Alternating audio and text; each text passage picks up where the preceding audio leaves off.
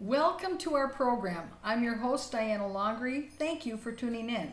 Today we are looking at discussing a couple of issues that are huge issues in the upcoming Senate primary here in Minnesota. And I have with me Paula Overby, who is running for U.S. Senate. So thank you, Paula, for being here. Well, thank you for having me. It's always great to have an opportunity to discuss these important issues. Yes. Now, you have been on this program in the past. Also, you have other programs you've been on, and you have a website. But maybe some of our viewers that are tuning in today haven't seen those, or maybe they don't know about your background. Can you give our viewers a little bit of your background as to where you're from, what kind of job history you've got, your professionalism? Okay. I spent most of my life, well, actually, my first degree was in psychology, right? So I spent several years in community-based mental health, so I have that experience. I spent most of my career as a quality assurance analyst, primarily in data analysis. So I've worked a lot with process design, data analysis, and risk assessment, which is particularly relevant right now. More recently, I somewhat retired from that. I wrote a book, The Transgender Myth. Then I ended up working in some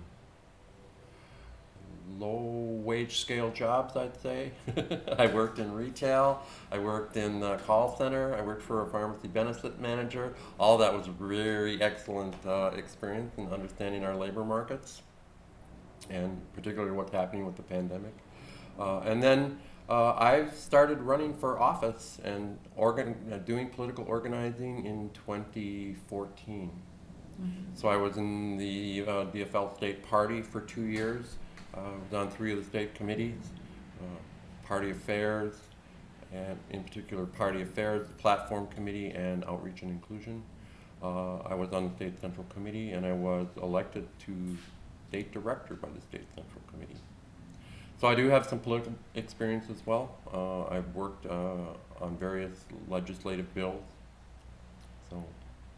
Well, that certainly gives our viewers an understanding that you have a broad background, and so you have a lot of the technical expertise that will really come in handy as a senator, to be able to look at data, to understand data, Right. to understand statistics, to understand risk, and the bearing those issues have on the creation of public policy.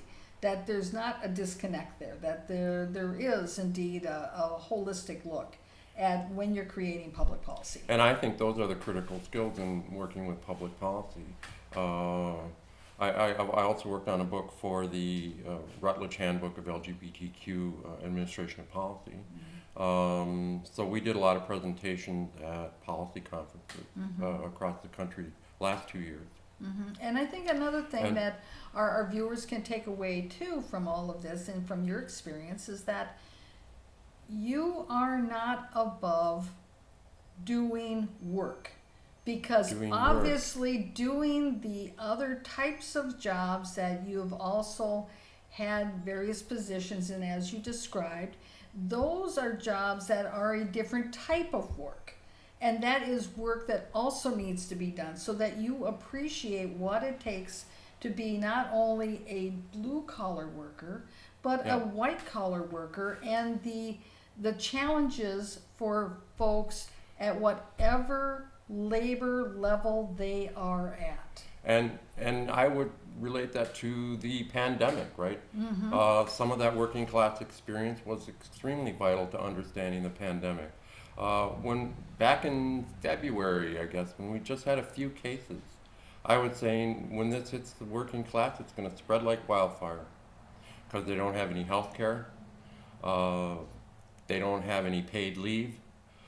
If they don't come into work when they're sick, they might lose their job. And that's precisely what happened, right? Here in Minnesota, the best people, the example people are probably most aware of is the meatpacking plants, right? Did we go in right away and protect those environments to prevent the spread? Not at all.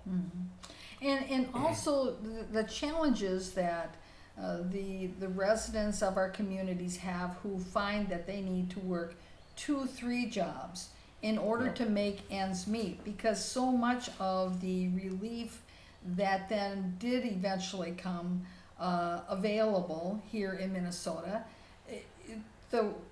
it was very difficult for people to maneuver through that unemployment system.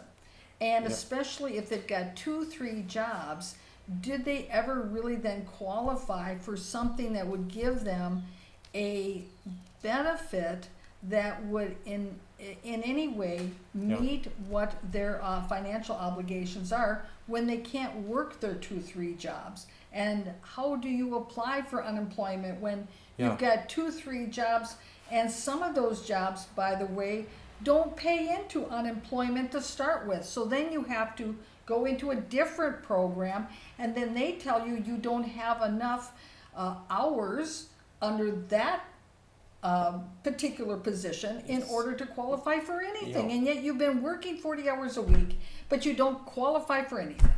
And that's one of the best. How does that work? Well, it doesn't work very well, right? I mean, one of the programs they've been talking about is the Paycheck Protection Plan, right? Yes. Supposed to keep workers employed and pay their salaries when businesses are closed. They do that in Germany. They have that program, but they have the infrastructure to make that work. In America, we don't have that program. We don't have the infrastructure to make that work. So we hear about all of the billions of dollars that went to wealthy corporations, right? And all the people that didn't get any benefits at all. Right? That's the chaos that results when you don't have infrastructure to implement a program like that. Right. I even heard that one of the biggest beneficiaries, not that I have anything against the Catholic Church, but one of the biggest beneficiaries of that whole program was the Catholic Church. They got huge benefits from that, And is that benefiting their employees? How are they distributing those funds? We don't really know. That's part of the problem with not having the programs and the infrastructure. And that's, I think, one of the big drivers behind the universal basic income movement, is to simplify this chaos of social programs and social safety nets that we have for the benefit of protecting our economy, right? Even if you don't, as well as, basic human dignity and compassion. Those are things that are important to the needs of the people. They're also important to the needs of the economy. Right. And this is where Democrats and Republicans ought to be able to get together, right? Yes, jobs. Jobs. It's always being promoted by both parties, and it seems like we never really can quite get it all figured out. Yep. Now, there are a couple topics that we want to cover in this program today, and one, of course, is a topic that I know is near and dear to your heart, and that is the environment. And there are quite a number of issues. The environment is such a broad topic, but there's a couple of key issues that you want to focus on. So why don't you start with those key issues? First of all, our general platform is to reduce military spending and increase social investment, right?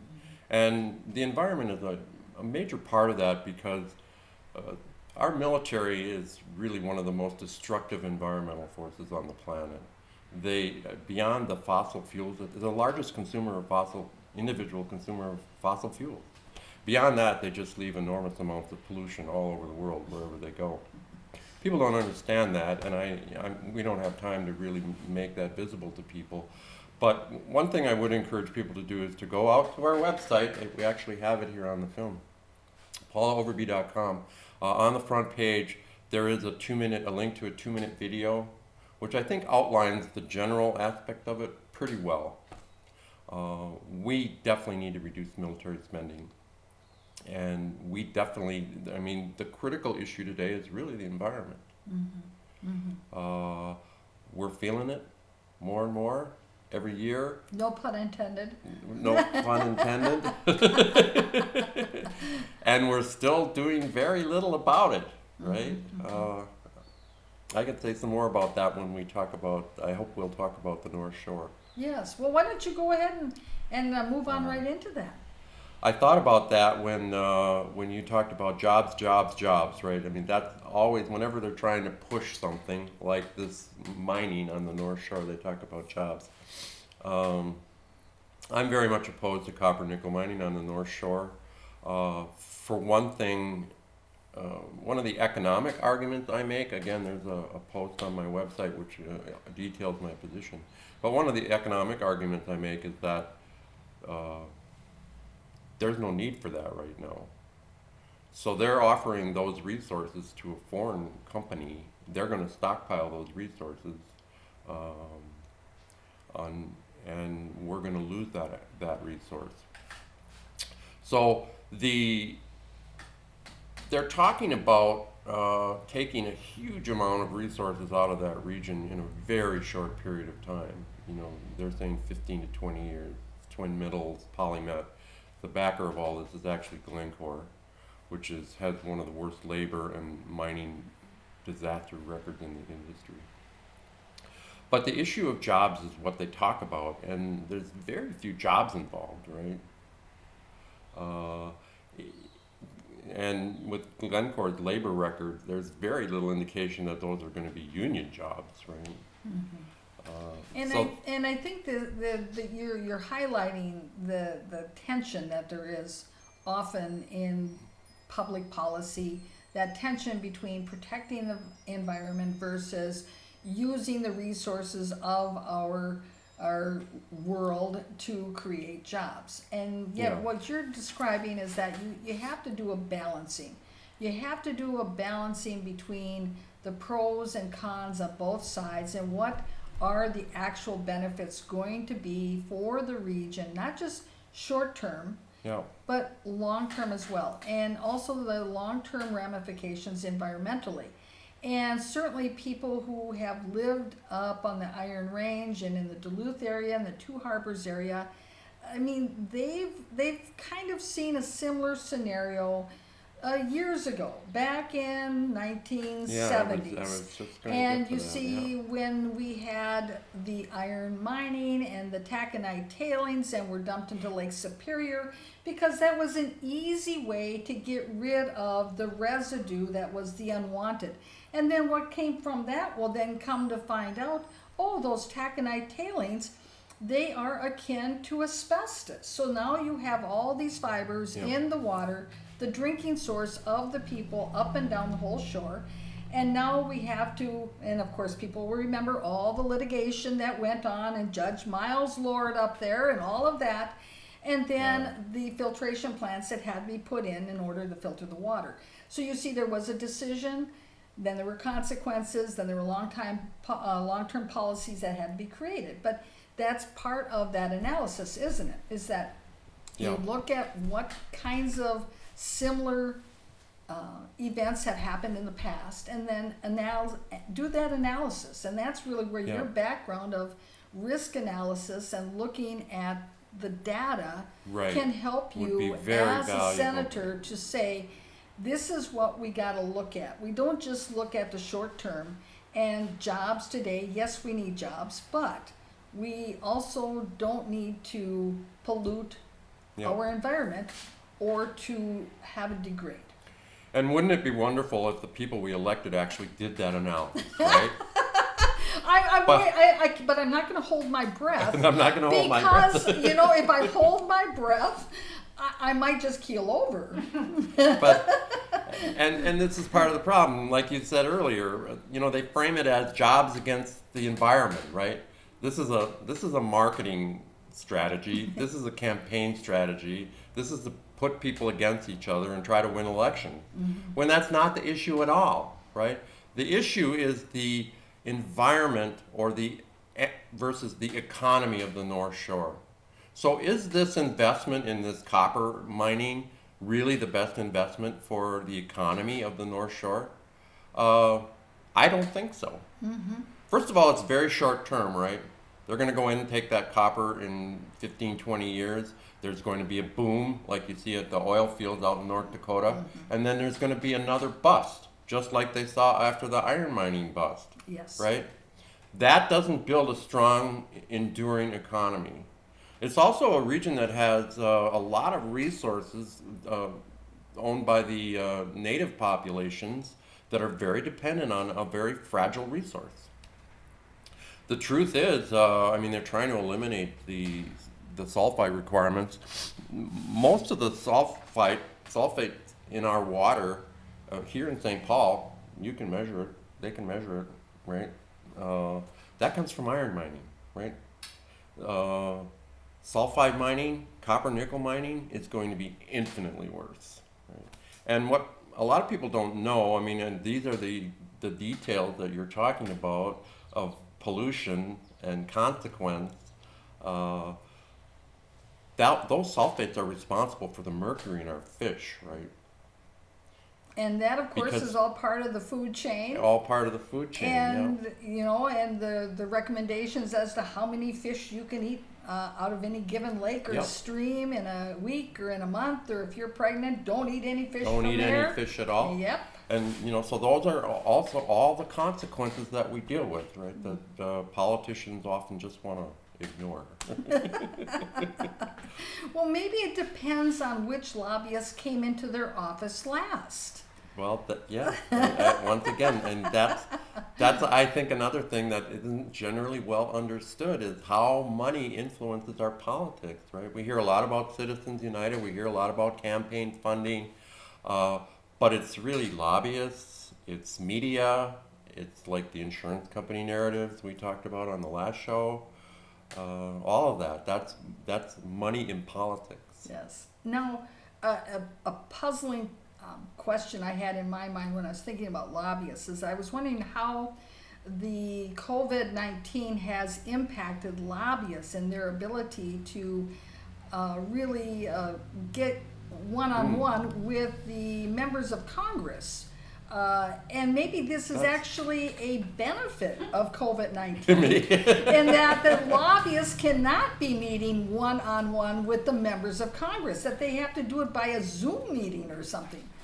And then You it's know, not so personal. I hadn't really thought about that. I really love that concept. I wish that was true. I hope that is true.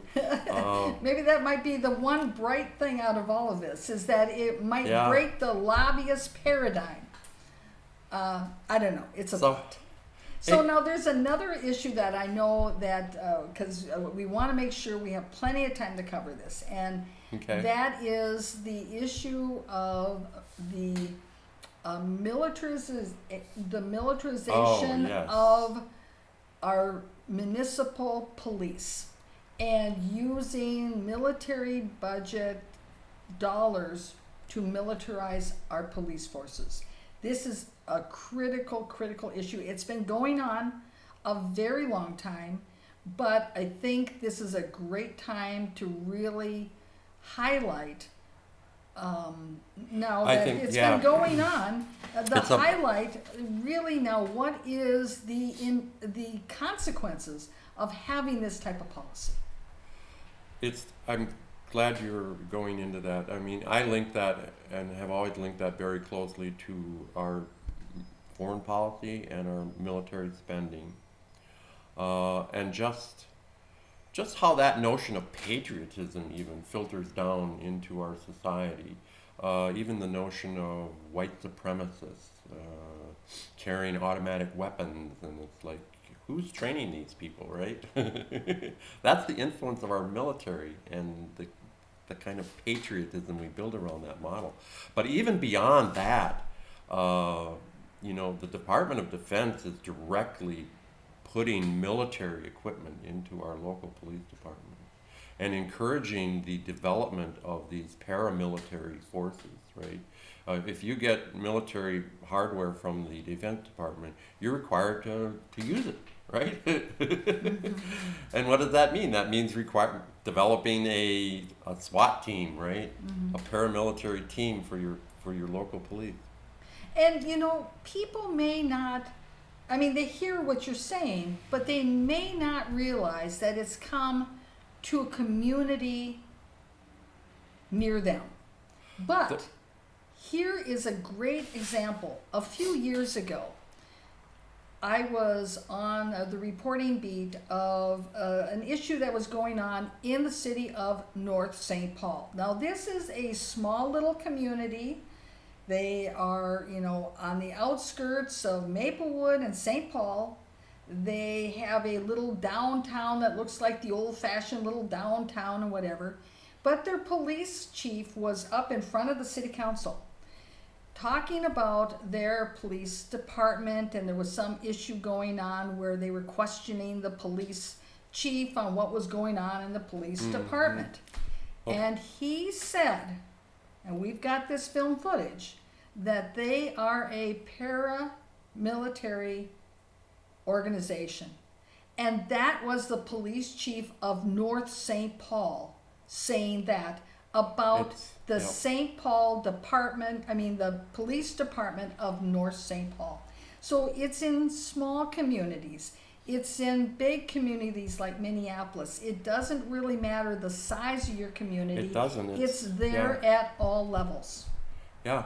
It's from my perspective, it's absolutely insane to see a tank rolling down the streets of a town with a population of 800. 8,000 maybe, whatever, a small town. Right. But that's the 1033 program I'm talking about, right? I've long opposed that program.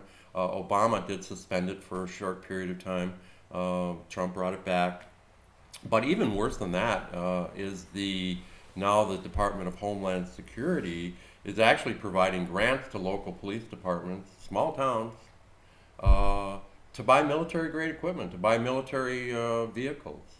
Basically armored vehicles, tanks, almost, right, on rubber wheels. Right, and many of these grant programs, they will require then that in order to benefit from them, that local municipality then also pony up a particular contribution themselves as part of that grant in order to qualify. That, we give you this much, then you have to then supplement it with this much, so then you have the whole, so you can go out and purchase your new toy.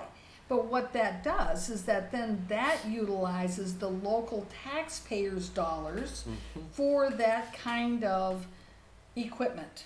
Yeah. And it's an incentive to that local level to use their tax dollars in a way that maybe the residents of that community Very counterproductive are to the not residents. in favor of. Yeah, and, who benefits and from that? They would rather have their potholes fixed, Right. wouldn't they? They would. That's what local politics should be about, right? Yes. You want the water to run, you want the streets paved, you want, and not buying military equipment. Right. But it's happening. And then, of course, who you have to provide the training to your police to operate that equipment. That's military grade training as well. And one of the issues that I think has come up with regard to this too, because maybe our viewers might say, well, they're not, my community, they're not buying a tank. But let's say, though, that they are using that money to buy drones to use in police activities. Yeah. How does that impact then the rights of the residents to have police authorized drones in their community? That's another whole public policy that those city council members, first of all, most of them don't realize they need to establish some kind of policy regarding the use of those drones by their police force or by their code enforcement personnel when they're using drones to invade people's property or airspace. They should have policies for this. But if this was part of some grant that was given to them by Homeland Security or some other federal agency, who is going, everyone says, oh, it's free money. It's great. Shouldn't we have this free money? Yeah. And yet, what does that mean to the local level? And so when you're running for Senate, how would you highlight this as a senator to the local level so that people are made aware of the consequences of this type of policy? Well, I'm opposed to the Patriot Act. I think it's an enormous invasion of people's privacy. I think it's an overreach of government power. What, you don't want to and know what I take out of the public library? I don't. And I certainly don't want to pay for it. That's not a good use of my tax dollars, right? But I might be reading something you don't agree that I should be able to read. Well, that's where we're going, don't I guess, you want right? to know that Yeah. about me? This is what's happening to our democracy, right? I talk about a Princeton study back in 2014 when I was really getting into politics, is just the influence of wealth.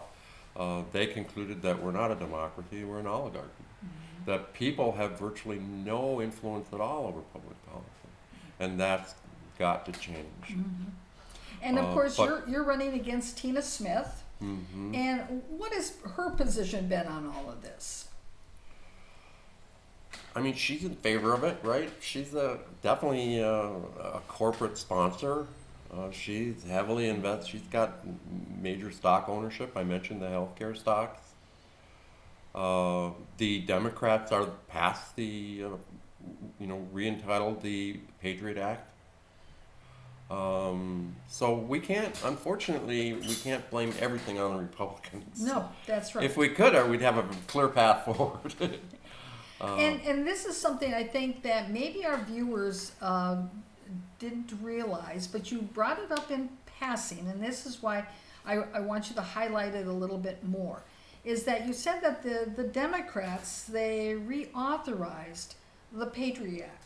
So, in other words, that means that the Patriot Act doesn't have to stay with us, right? How does that work? Well, they could have just let it expire. I mean, that would have been great. I mean, the one that some of the issues that people are thinking about is, of course, the TSA, right? Airport security. Awful lot of people don't really think that that's very effective, and it's an enormous inconvenience, right? And it's also an enormous invasion of privacy, especially for women, I think. The things I've had to do at the airport, it's just, I don't even want to talk about it on the air. Mm-hmm. And I know other women have had that experience. Mm-hmm. Mm-hmm. Border Patrol. That's the theory out in Portland right now, that a lot of these federal agents that are there are Border Patrol. What are they doing there? They have really no purpose there. Mm-hmm. Again, that's part of the militarization of our police. I know we're running out of time. But there's one thing I want to emphasize with respect to police.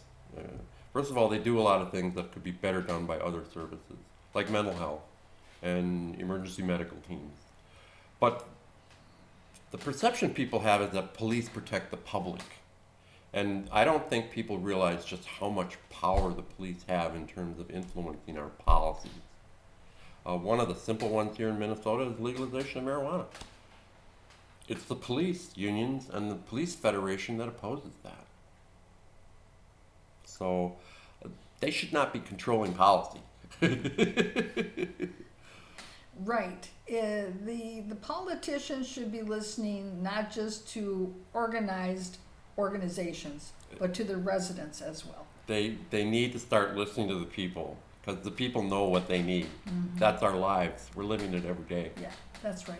Now, in the last few minutes that we have, if you could, give our viewers a couple of takeaways that they want to be considering when they vote before or on August 11th, the primary, if you could. Well, at this point, I think the simplest thing to do is look at our website, right? We have a policies tab there. Look at those policies. One of the most common comments we get, of course, is that people like how straightforward it is. Mm-hmm. There's no political campaigning out there. It's all based on policy. It's pretty clear what I represent and what I'm going to do for the people. Mm-hmm. And isn't that rather refreshing? You actually have a straight answer. How often does that happen? Well, you got it here, right? You got it here, yes. Please vote for Paula Overby in the August 11th primary. Well, thank you very much for being here. And viewers, thank you for tuning in. And, watch for Paula in the news.